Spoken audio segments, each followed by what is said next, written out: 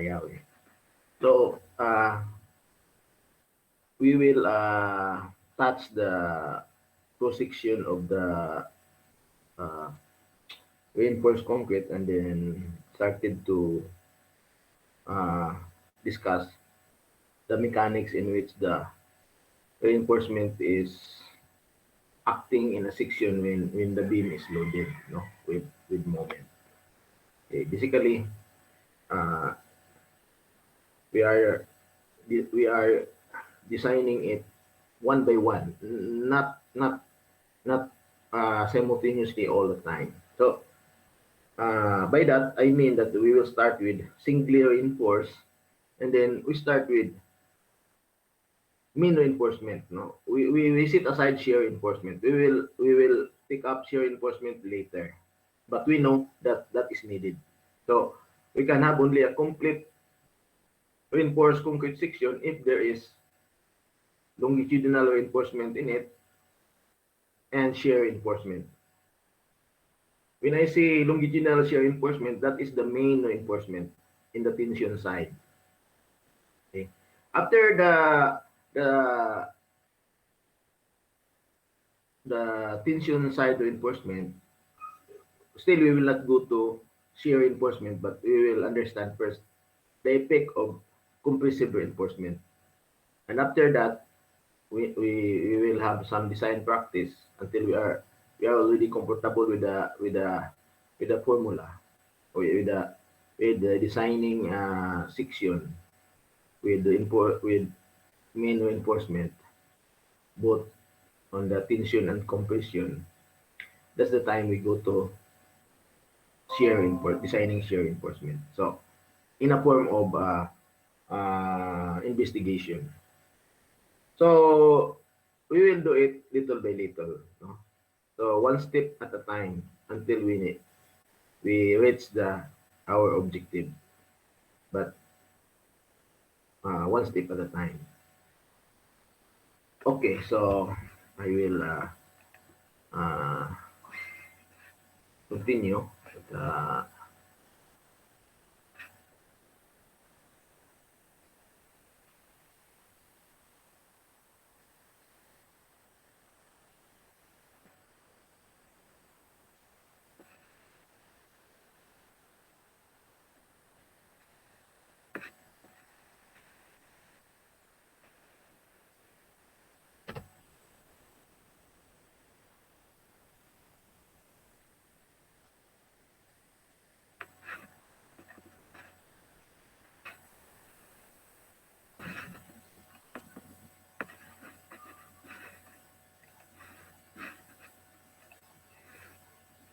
So I will continue with the representation.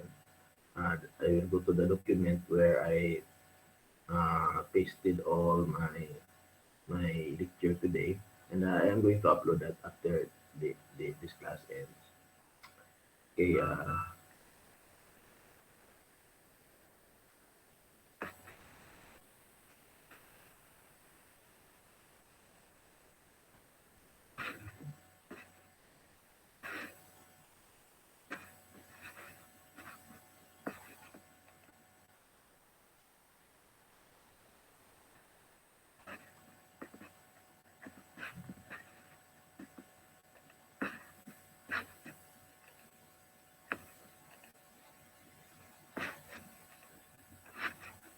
Okay.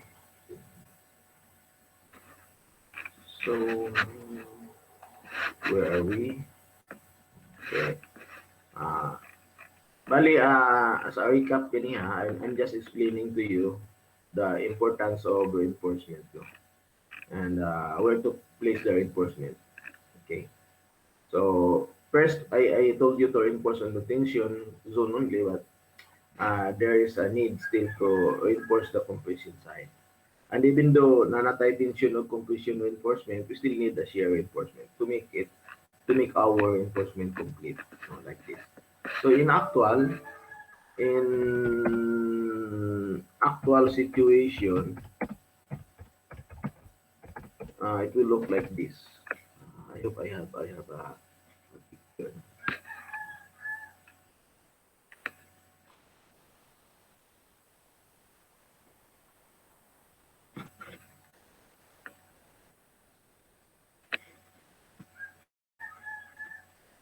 In a tall situation, it will look like this. Okay. So this is the beam, no?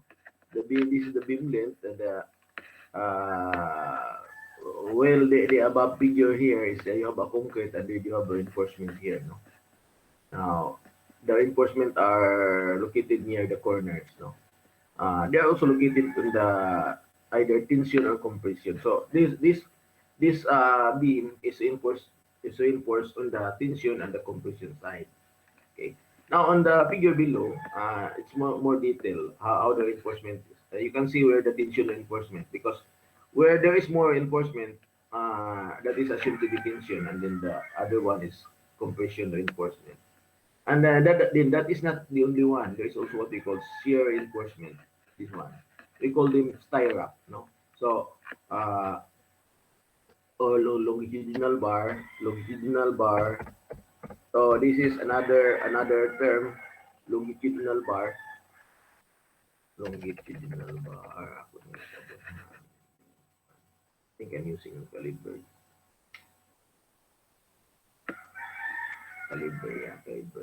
Then I'm using 16. Okay. So longitudinal reinforcement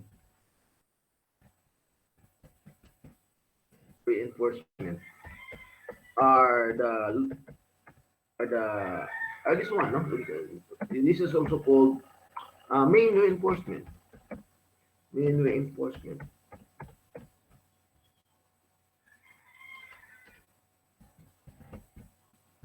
Main reinforcement. And this one, these are what we call the longitudinal reinforcement. So this is larger diameter steel bar that go to the full length of the beam. And these are the types of bars that we are going to use. No, sometimes we call the reinforcement as the form bar because of the groove here. Now the groove is provided in such a way that the bonding between concrete and steel is effective. No? You cannot just pull the bar easily from the concrete by just uh, taking out the Excalibur sword. No, so you heard about the Excalibur sword planted on a stone. So it is stuck there because of the bonding of the stone material against the steel. No, so uh, that is also what happened to the steel when it's embedded to the concrete. The concrete will basically embrace, no, will embrace the concrete bar, and it will hold on to the steel bar. Now with proper corrugation, even if your hand will just hold the steel bar, as long as you grip on it, the steel bar will not slip easily, no, because of the provision of the corrugation. So that is the importance of the grooves here, or the deformities, so that there will be an improved or good bonding between concrete and steel. Okay, so it varies in sizes. Now these sizes 18, 12 are depending on the country where you are, no?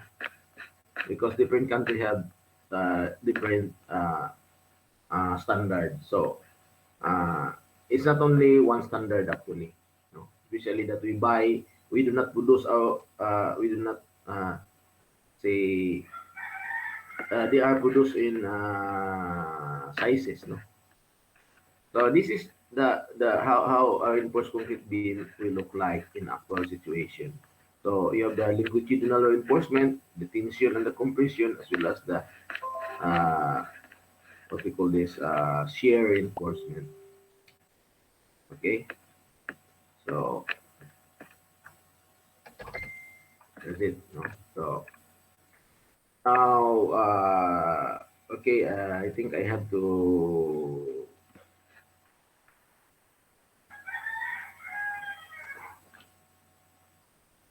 Okay, the difference between plain concrete and reinforced concrete. So I will uh, so difference difference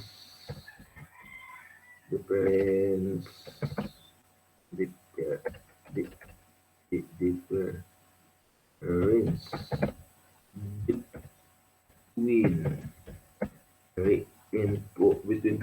between plane and reinforced concrete is this one. I am not doing okay. So, dinala na ko siya i-define. Ako na naman taga figure, no? Figure kung sa diferensya sa ila. Siguro yung nani. Ang diferensya sa ila.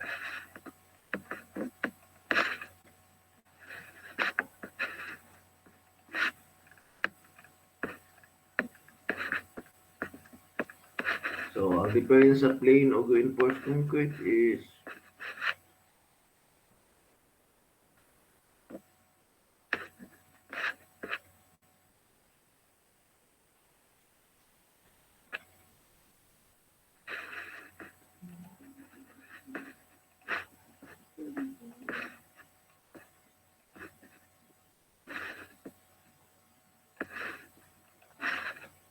sorry. Ang diferensya sa ila. The difference between plain and reinforced concrete is this one. Okay? Ang plain reinforcement, kung wala sa iyo reinforcement, pag load ni mo pa ang buto, no, crack. So kung naitaw sa silong, mahulugan, mga blocks sa concrete, bugat sa bagay ng concrete. Pero kung reinforce siya, especially in the tension side, minsan pag excessive yung load, mag-cause crack, mag-crack lang na siya. Tungod kay gahi kayo ng steel bar putlon. Malumpag lang siya, maugno lang siya kung maputol ang steel bars. Okay, steel bars. And we know steel bars have basically big capacity. Okay, so, we will touch now the section. Okay, section. So, first I will discuss to you the importance of under-enforce, no? The importance of under-reinforce section. So, medyo under-reinforce. Makalibog ba? Okay. We are talking about under-reinforcement. Okay. Under-reinforcement is important, no? First, I will still instill in your mind that under-reinforcement is good. Under-reinforcement is different from under-design. Under-design is different term. But I'm talking under-reinforce, this one. Under-reinforce. Ang opposite sa under-reinforce is obvious kayo, over-reinforce. Okay? So,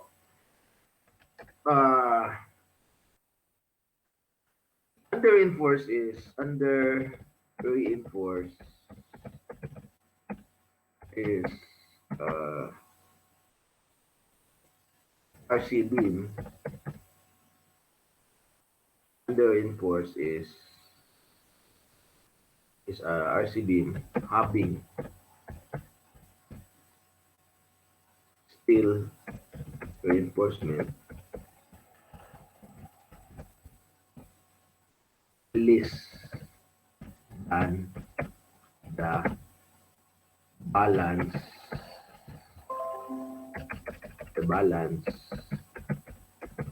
steel ratio. Okay. So muna siya ang akong definition sa reinforced concrete as far as I remember. Under reinforced concrete beam is concrete beam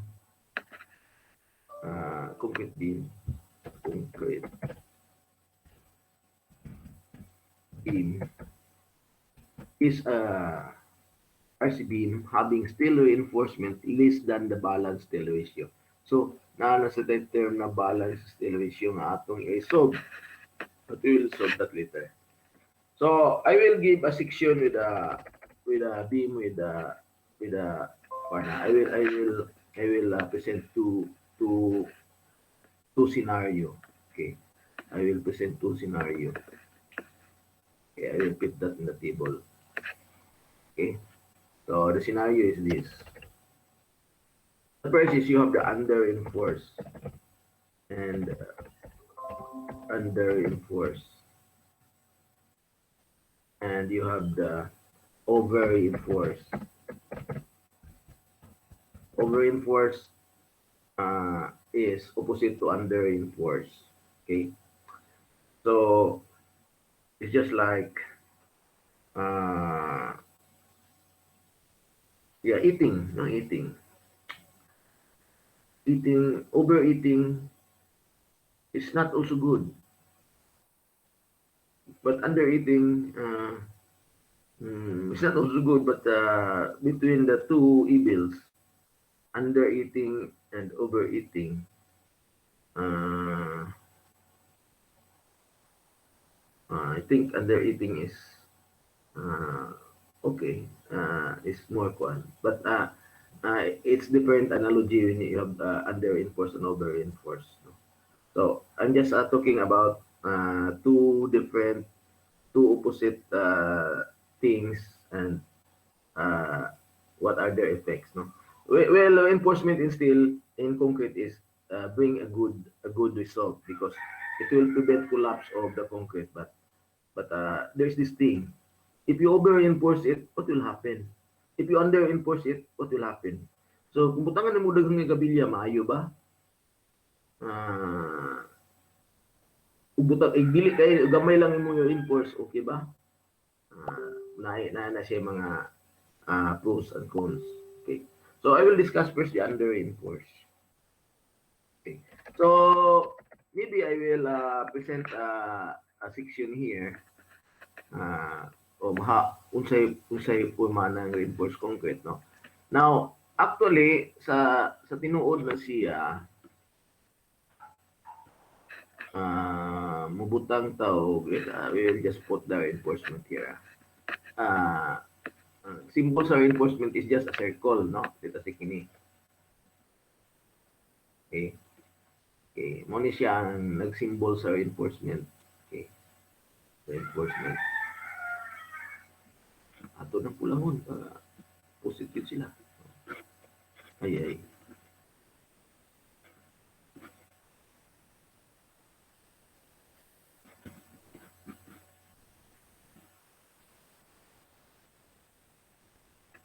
Okay. So, mao na siyang gitawag og reinforcement, no? So, under reinforce, what you see is the section of the beam section. Mao gyapon dinili ka sa tigaw butang beam section para na sila one to one, lagi sila one to one nga comparison. Okay? Now, I will call this one as the V, no? V. Kanang B mao na siya ang width of the beam. Width of the beam.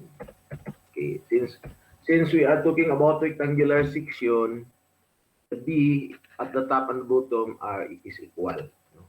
Is equal. Ito na siya width of the beam. Now, the depth, D is the depth of the beam. We use the small letter D. D is depth of the beam.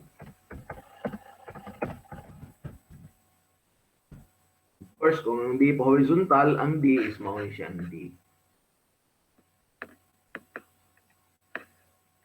Ang D nimo is gikan diha paingon sa center sa imong ES. Okay? Okay, dili gid siya paingon sa pikas, ha. Tayop na ang paingon sa pikas, dapat gikan siya sa compressive side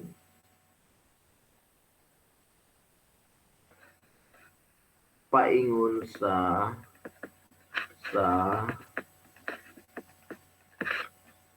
sintuid sa imong steel reinforcement. Okay, paingon na diha. Okay, mao na siya ang gitawag na D. Okay. Dili dahil gikan diha paingon sa ubos, dili. Nya ang gikan diha dapita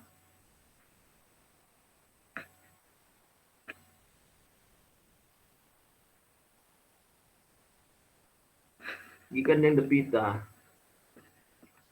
paingon dinhi sa may tawagan na niya.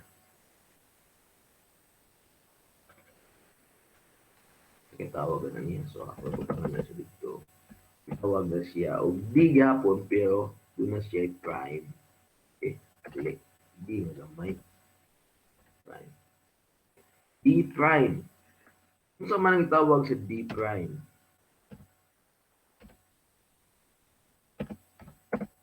D prime. Small letter D lagi. D prime.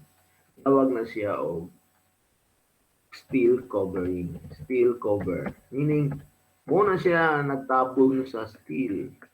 Sometimes this is called also as concrete cover, no? Concrete cover.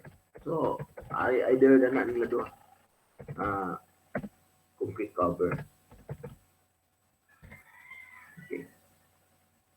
Ano siya ngalan niya, no? So, what is the function of the concrete cover?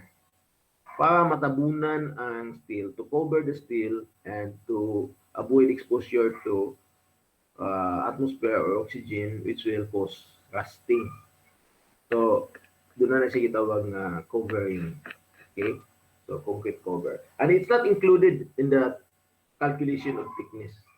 So, the area that is being considered in the concrete is only B and D. The D prime times B is the allowance area that serve as the concrete cover. Okay. Now, we have not been talking about reinforced beam section. So, under reinforced is you have under reinforced is when you have ES, lesser or equal to. I will put a symbol. Maybe this one. Okay. Then E is max. There is what we call E is max.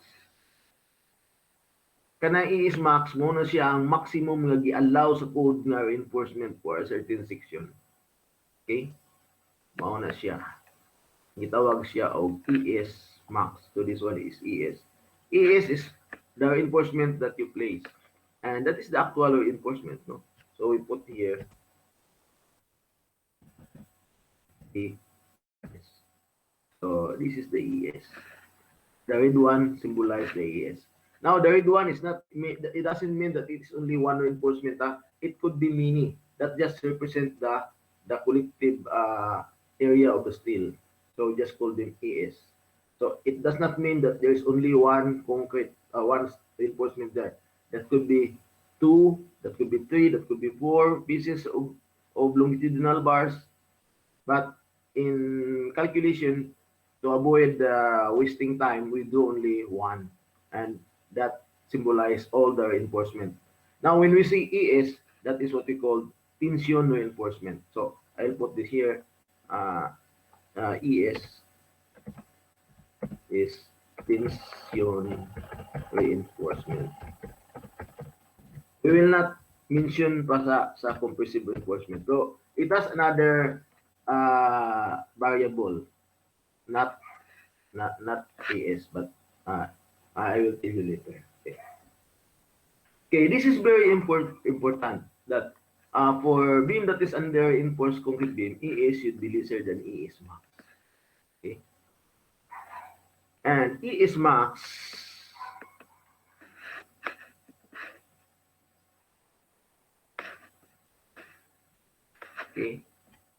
is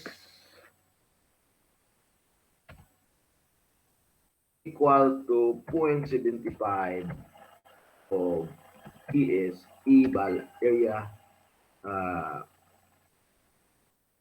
Let's say E-balance. E-ball. Ball na lang, balance.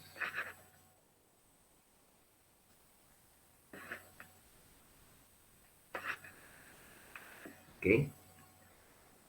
Now, E-balance actually can be computed. Balance steel area. This is what we call as the balance steel area. Okay. Balance steel area. And E balance is equal to rho balance times BD. No? Ito na yan ang B times D. This one is subscript, and this one should be in Greek symbol. Okay, that is read as the rho balance BD. Okay. Now, the formula, I will give you the formula for the rho balance. Moadto to sa kuan. Moadto to sa, I think this one, no? Google na lang ta, no? Google. Laban ta Google. Google. Anyway, nakoy books. Paano to ang rho balance?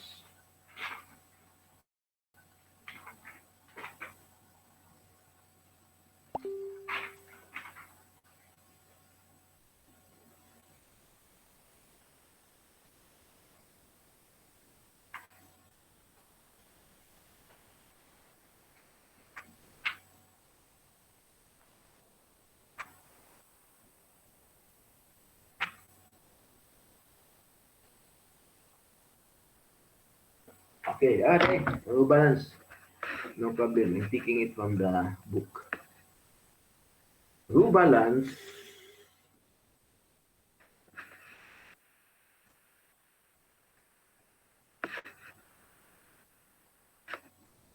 is rho balance is equal to, okay, formula na.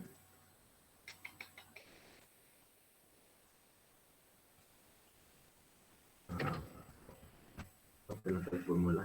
Mangita na lang ko sa internet ng formula daan. Para di na tayo magpe-prep ng formula. So, I will just say balance still ratio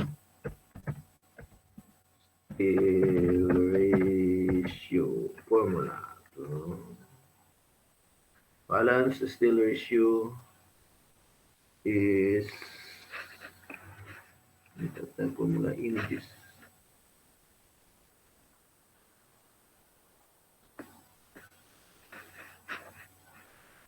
Balance still ratio in is high.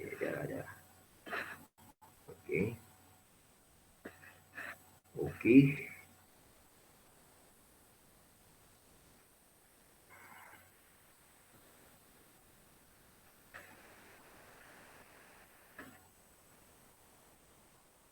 Akhirnya balance still ratio.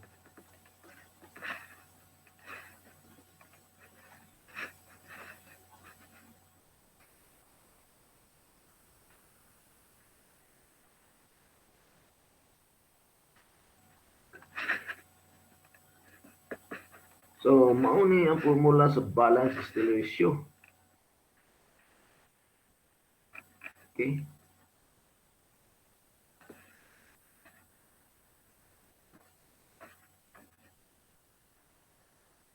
Okay. So, balance still ratio is the still ratio when E is equal to EY and EC equals to 0.003. No? So, where epsilon Y is what we call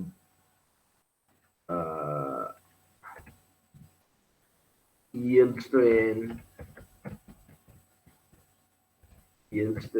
of steel,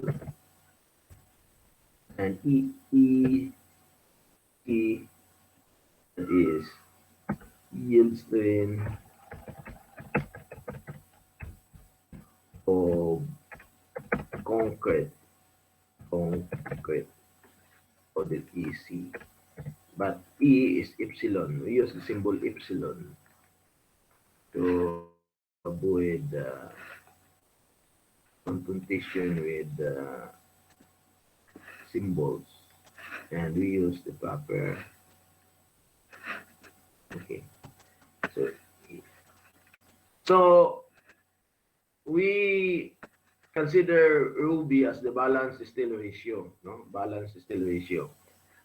Uh, the balance still ratio will happen when the steel reinforcement yielded and the concrete reaches is its maximum what we call this strain, which is 0.003, no? So what happened there is that uh, in balance condition, this is what happened. Okay, in balance condition, this is what happened. Uh, we have some picture here. By picture.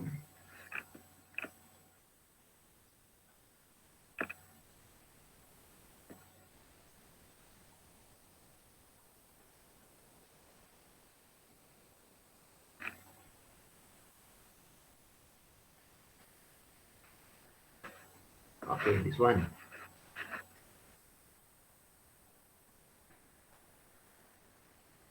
So uh, balance still ratio. This is balance still ratio here. We're going to compute. So this is the figure. Okay, nakuha ko.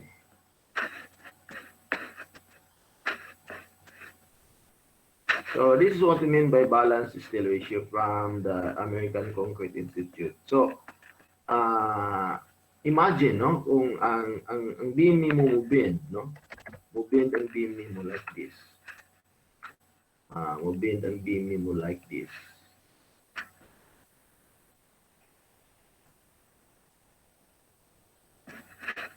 Okay? Move-bend ang beam mo like that. Ato lang siyang, ato siyang double pag yun. Para may magid siyang isa ka beam. So, extended to. Extended to. Para you have a beam that is like this. This is the beam under bending.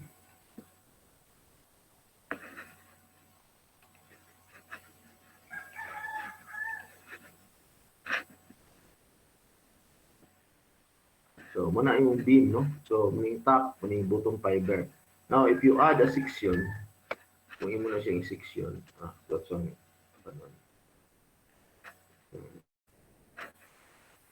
ayan.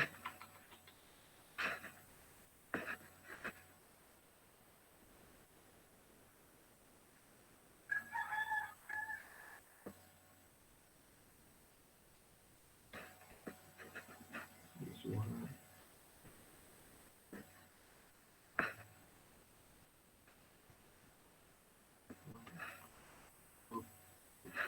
Okay. So, handot na siya. Okay, handot na. So, muna imong beam nga nag-under bending. Okay.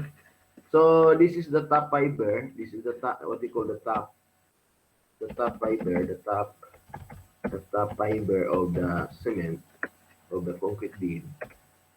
And while the bottom is considered as the bottom fiber. This is the bottom fiber. We know that that this is also under tension. Okay. So what happened if you have a section? If you are going to cut this, no, like this. To make section ko yung diha. Like that.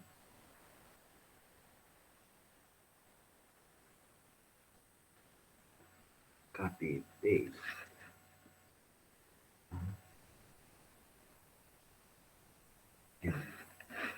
Yeah, tuloy na siya isumpay. Kaya what we call a section line. Okay, tawagan niya section line is siya, no? So kung kaagi mo yung doing, this one is a symbol that will instruct you to do the section of the beam. So in other words, that if that is a section, so you will also put here, uh, let us say, if you label this, okay, yun na lang. This will be the section that you have. Okay? Mauna siya ang section. Okay? Ano siya section. So, okay.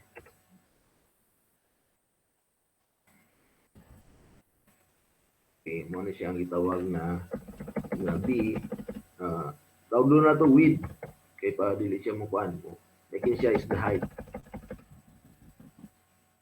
Height. Hindi natin butang ang height. Height. Okay. Now, if you put some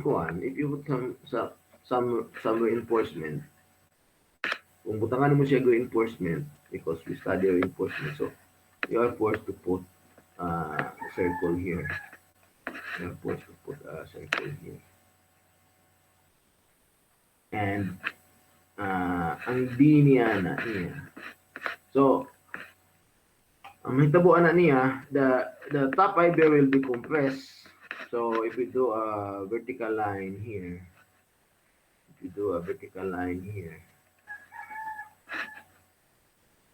this one, vertical line, symbolizing the total height of the beam. Okay, that's the total height of the beam. Now, the top fiber is under compression. So, you will represent that with, what you call this? Ngayon na lang, no? Insert na to. Triangle siguro, no? Okay.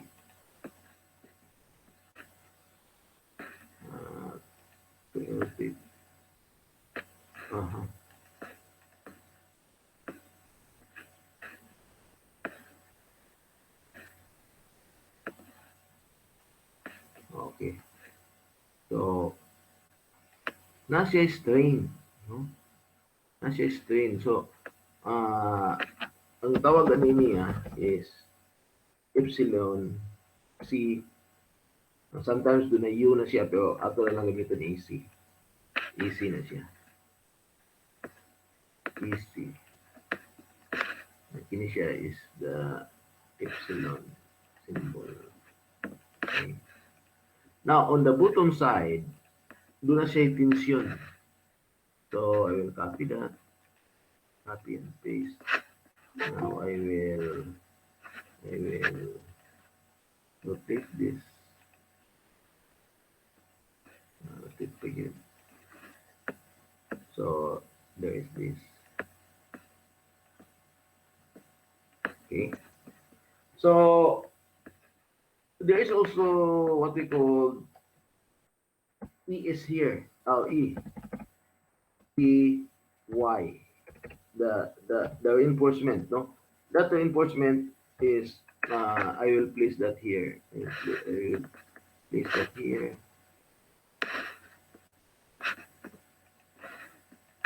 Okay. If you do a line directly from the centroid of the reinforcement from this one,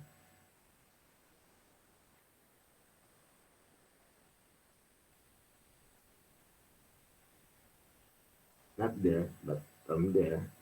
So your EY must be here. The ligand. So that's the EY. No, that's the EY. Okay?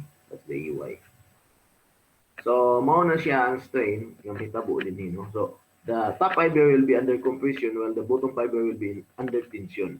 Now, in between is what we call the neutral axis. No? So, we have a neutral axis. Not necessarily in between, but near the middle. No? There is what we call the neutral axis here. It's not necessarily at the middle, but because the section is not homogeneous, but heterogeneous. So they are composed of two types of material, concrete and steel reinforcement. Now they are not of the same modulus of elasticity. No, so this line is what we call the neutral axis. Okay, neutral axis.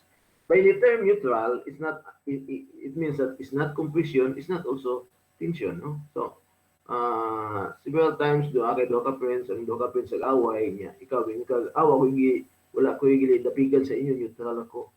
Okay? Kay pareha mo duha sa iyo, no? So neutral ako. So ah ang isa is a believer of the other ideology, while the other one is believer of the ideology, so you are neutral. So the other one is compression and tension. Now the compression extend from the neutral.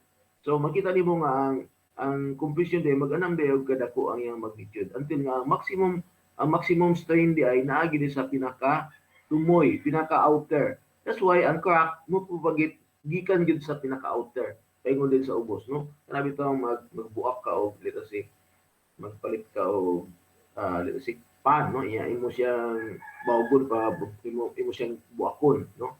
So ang the manner pagsugod sa buak niya nagsugod siya sa outer side paingon din sa other side. Kaya dito man ang maximum tension imo siyang iinaton tama niya magisi siya taman sa paingon sa ubos. No?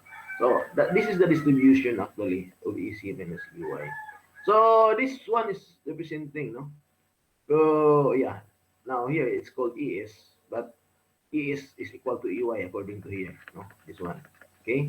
So if you have a reinforced concrete, okay, so there is a reinforcement inside, and then you bend it in this manner. So the concrete will undergo compression, while the reinforcement undergo tension. So what happened is you have this EU and EY. ES is equal to EY according to here. Okay, because steel will yield. So it's yung subscript mahimo na siyang EY. Okay?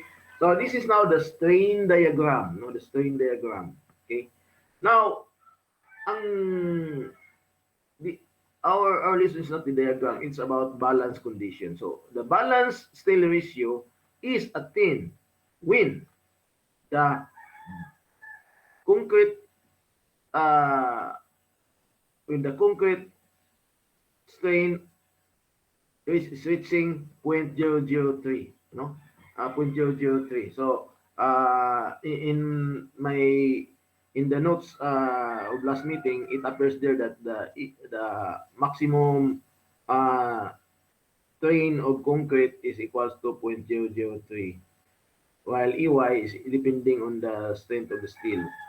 So this is now the diagram, and then you make if you take this as C, this one as C, then C by ratio and proportion using this. So this is the definition. So this is the equation of the row balance. So if I'm going to put that here, yeah, row balance. This is the row balance. Okay. Copy. So the equation of the row balance is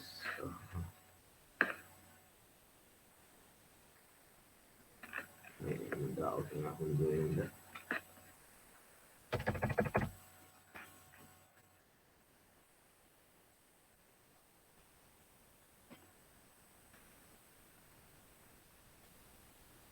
Ako na siguro nito i-group.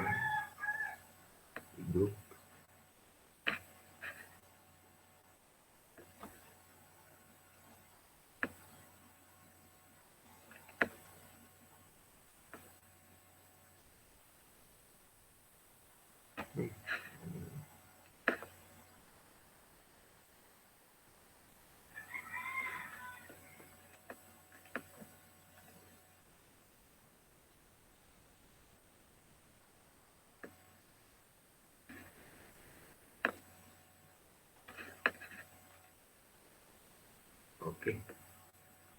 So, muna siya ang equation sa yield strain of steel.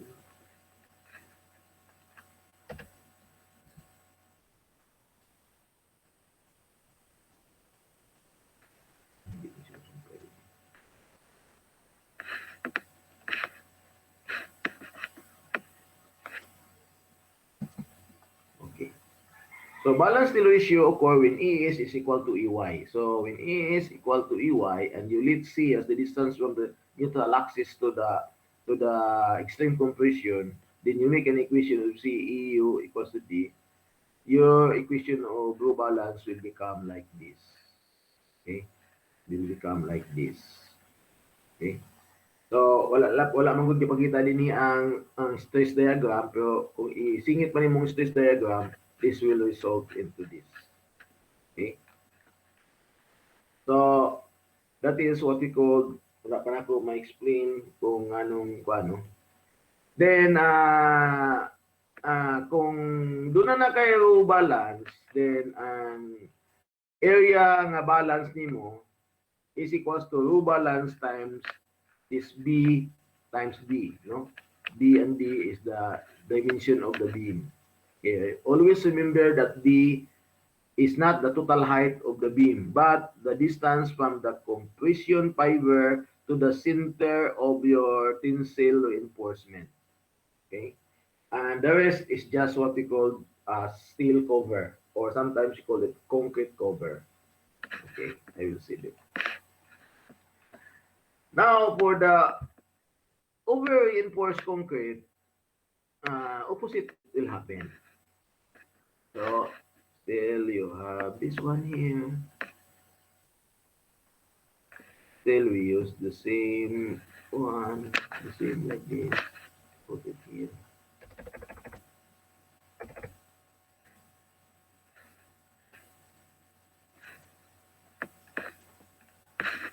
Okay. But what happened is this one is when it's greater. That's over-reinforced. Okay. Or E is balance. We call it E is balance.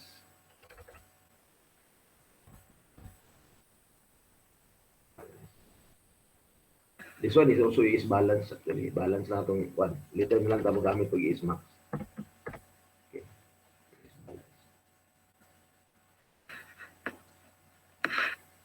Okay. So the other one is lesser and equal to area of E balance, while this one is balance. So the same thing yung metabo. Mga yapon siya. You have the same formula, but the only difference is this one. This is the difference between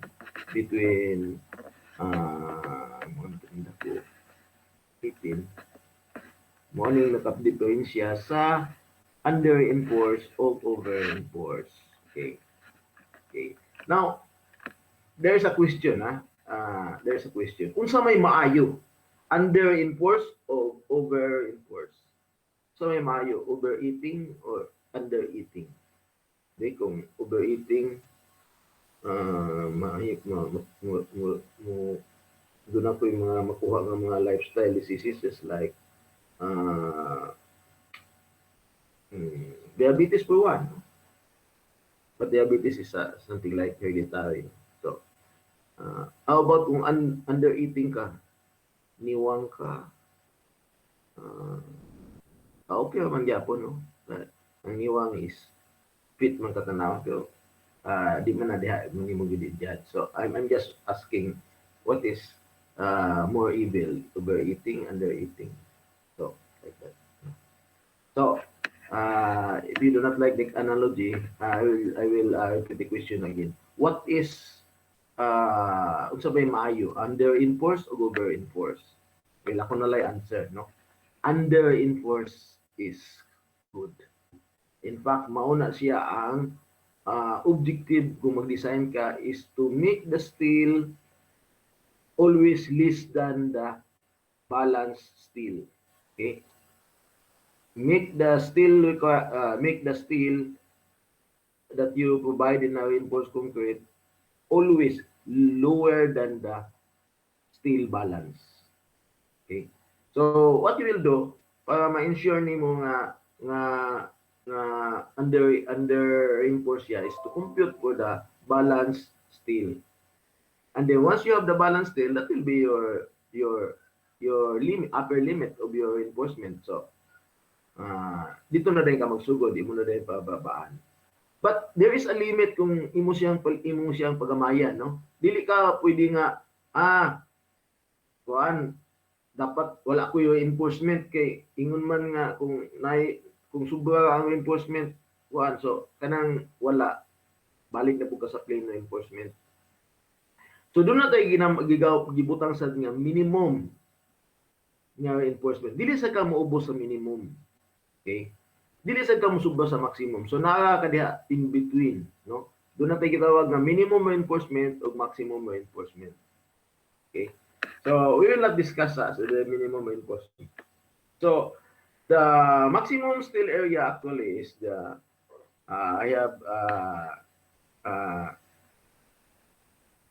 dictated it here. So the maximum steel area here is maximum steel area, maximum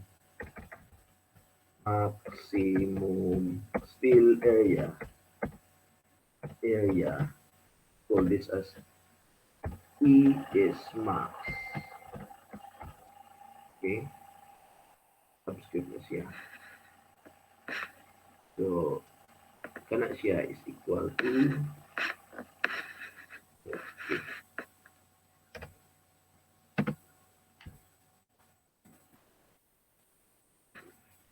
Apa ko naman ito? Kini.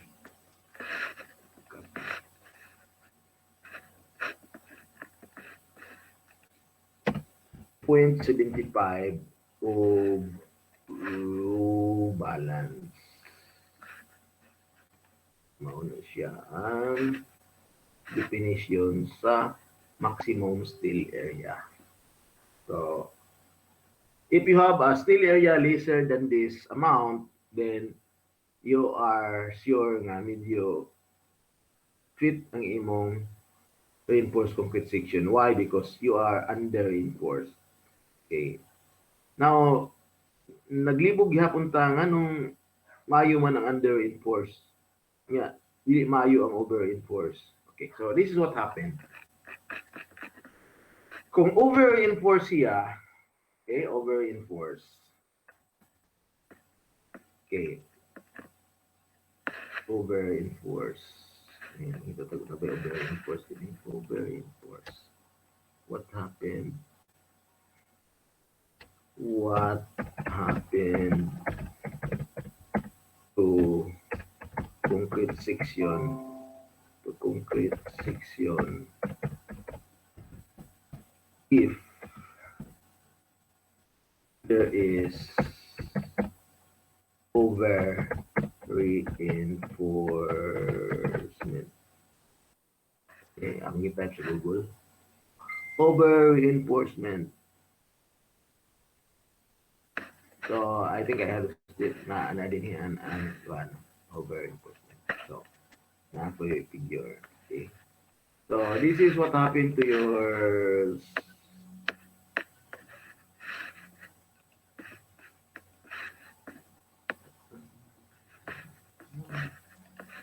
okay. So we are talking about the strain, okay. Sa balance steel ratio, so both the concrete and steel attain the yield strain. So muning blue, naka-yield siya. Pero kung under reinforcement, ang nitabo is kung under reinforcement, under reinforced, ato ingnon din nga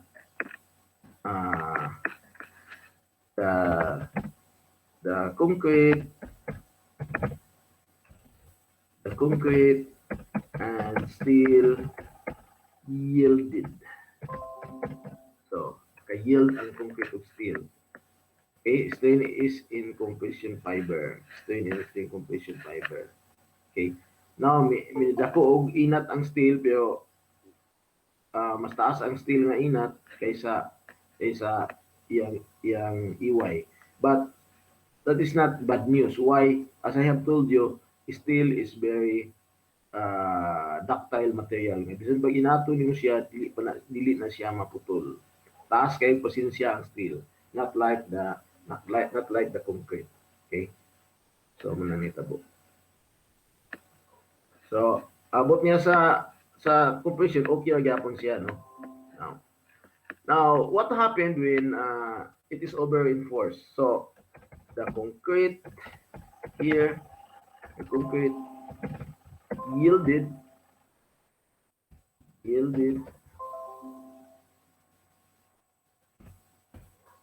steel don't yield. Don't yield. So as we see here, this one is smaller than the blue, shorter than the blue. Meaning, if this is EY and this one is shorter than the EY here, therefore this does not yield. Okay, and if it does not yield, it's the concrete that will absorb beyond this one. So yielded more. Okay, yielded more. Okay, mas taas ang dinhi. Okay. So, if you have concrete, no, which is actually strong in compression, but concrete, kung ma-exceed sa nimo iyang compressive strain, iyang compressive stress. So, it's just like, have you imagine say may tabo sa concrete kung i-subject nimo compression test? Okay? So, pag compress nimo ana niya, dili na siya mabuak diretso kay ngano man so you know, concrete is strong in compression. But if you increase the stress, well, it can still resist. But there is a limit, no? Naay limit ang concrete. Tanan material do nay limit. Bisan pag dagko yung kay capacity niya, kung imo siyang pasubraan sa iyang kaya, guba gina siya. So, because of the ability of concrete to handle compressive stress, nga dagko kayo, so that means dako kay siya ang energy nga na-input. And once mabuak siya diretso, ang tendency na kung wa siya ay compression reinforcement is that babungkag siya diretso. So it will be an explosive type of failure. So that means that that is one of the thing that the designer tried to avoid. Is to avoid explosive failure of concrete. Okay. So what happened here? When over-reinforce the steel, tungod kay daghan kayo ang steel nga gibutang nimo kay over-reinforce lagi is wala hayahay kayo ang steel. Pero ang nabutan day ang iyang counterpart. Kay mo'y naglisod. Kanya kung ang concrete ba kung ma-over na nimo siya sa iyang limit, ang natabo na is it has a explosive failure. So the type of failure here is brittle. Type of failure. So, brittle. So, sometimes brittle have little time to repair. Why? Because once you see the failure, hours lang or maybe minutes lang na siya, hugno na siya, no? So, that's what we call brittle failure. So, as I have mentioned kaniya, dako ni siya nga strain, tungod kay siyang gi-absorb kay imo mangilig kung pagayo ang pikas. So, ni-shift ang energy dito sa pikas. So, making the concrete with less reinforcement to be in danger of collapsing. And then since high energy is being input here, so imagine if you have a concrete nga imong gi-compress niya, na imo siya gi-compress beyond, mukalit lang siya og buto. Boom. So that's the failure. Okay? So madugmok, ma-crash, no? Brittle, crushing. So kung sa pa na imong term niya, crushing. Okay. So ang concrete mo ay brittle, crushing of concrete. Okay, siya may na overstrain. Okay. Now, kung ano ito din sa under-reinforce, okay, sa grain, it's the steel. The concrete is still okay. Okay. So, concrete don't fail. Concrete is okay. It's okay. Pero, concrete ang okay, ang nabuthan ng steel. Okay. But, if you compare concrete and steel, mas kusgan pagid ang steel, labi na kay tension. Okay? As I have mentioned ganiha, ang kanang mga lifting equipment like the crane, mga tower crane is mukalga na sila og weight nga bugat, pero ang size sa kable gamay kayo, no? So dako kayo siya og lifting capacity. And then dili siya basta maputol. Maputol lang na siya kung grabe na gyud nga inat, no? Grabe na gyud nga inata. I-try gali ninyo putol ang ang kanang string sa gitar, inatagalin na ninyo, ibugkos niyo sa inyong pikas kamot ang isa ka side sa guitar string, on the other side is guitar string. And then pull it until maputol, no? So let us see which one will give up, imong bang kamot o ang string ba, no? Ay lang sa bikla, no? Imong galing biklon, maputol gina siya, no? So imo lang siyang iinat ba. So nga na ang hitabo. So it has a well, so steel will yield beyond, but still okay, because we know nga ang steel taas kayo og pasensya, not like the concrete. Okay, still okay. So we want this of these two scenario nga brittle ang crushing of concrete o kining yield ang steel nga di lang siya mahugno, okay lang gyapon.